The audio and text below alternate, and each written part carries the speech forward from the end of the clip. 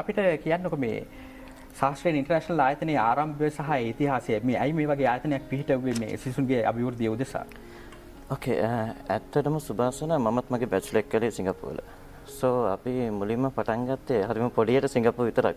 කියන්නේ සිංගප්පූරුවල විතරයි අපි ඉස්සරහට ඉස්ස කළේ. ඊට පස්සේ මට හිතුණා ගොඩක් අපිට කන්ටැක්ට්ස් හම්බ වෙනවා. ගොඩක් කන්ටැක්ට්ස් හම්බ වෙනවා. මේ වගේ. එතකොට ඒ කන්ටැක්ට්ස් යූස් කරගෙන යුරෝප් කන්ට්‍රීස් නෙදර්ලන්ඩ්, ලැට්වියා, ලිතුවේනියා. මොකද අපේ ස්ටුඩන්ට්ස් වලට සිංගප්පූරුව විතරක් නෙමෙයි. මැලේසියා, නෙදර්ලන්ඩ්, ලැට්වියා, ලිතුවේනියා අන්නේ රටවල් ඔක්කොටම යන්න පුළුවන් අවස්ථාවක් ලබා දෙන්න ඕනේ කියලා මට හිතුණා. ඇත්තටම දැන් අවුරුදු 10ක් විතර කිට් වෙනවා අපේ කම්පැනි එක ඕපන් කරලා. සෝ දැනට 1000ක් විතර කිට්ටු කරලා අපි ස්ටුඩන්ට්ස්ලට වීසා අරන් දීලා තියෙනවා. ඉතින් මේකත් එක්ක අපේ දැන් මේ කරන ප්‍රෝග්‍රෑම් එකනොත් මට කියන්න කැමතියි අපේ හොඳ ගෲප් එකක්, හොඳ ටීම් එකක් ඉන්නවා. එතකොට හොඳ වීසා ඇඩ්වයිසර්ස්ලා ඉන්නවා. සෝ මේගොල්ලොත් අපිත් එක්ක හොඳට කන්ටැක්ට් වෙලා වැඩ කරනවා. සෝ දැනට අපිත් එක්ක ජොයින් වෙන්න කියලා තමයි මට කියන්න ඕනේ. ඉස්සරහ ඉස්ස ගන්නවා නම් කැමති කෙනෙක් ඉන්නවා නම්.